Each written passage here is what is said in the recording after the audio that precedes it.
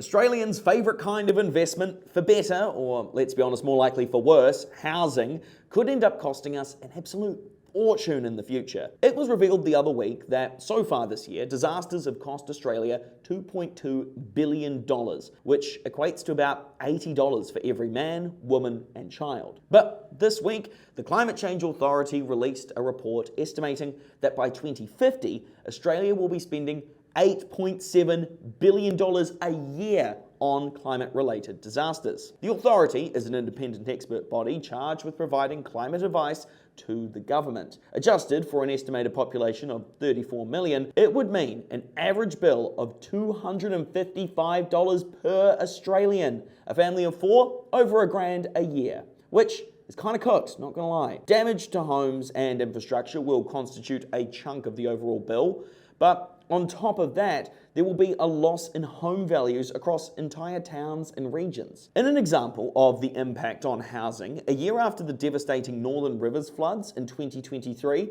prices in the region had fallen 22 to 30%. Now, while we all want more affordable housing for young people, first home buyers, and everyone else struggling to get on the ladder, the way to achieve it is not via natural disasters. And anyway, there are reasons why those areas can suffer a significant drop in value. You know, your house might get washed away, or you may not be able to insure it against specific extreme weather events, such as flooding or cyclones. A good rule of thumb, when insurance giants get the yips about a particular area, you need to think pretty hard about whether you're actually going to buy there. Climate Change Authority Chair Matt Keane said the devastating flooding on the New South Wales mid-north coast last month was the latest example of the fallout from extreme weather events. But it won't be the last. He said authorities will need to review and tighten building codes. Parts of coastal Queensland and WA, currently not covered by cyclone construction standards, may need to be, and soon. The authority wants Australians to be equipped with the information and resources to improve their decision making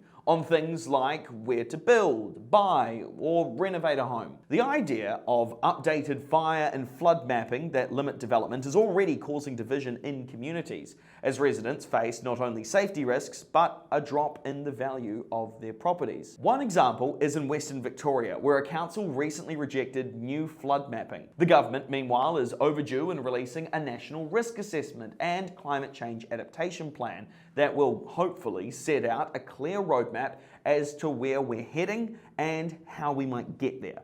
The plans were supposed to be released at the end of last year.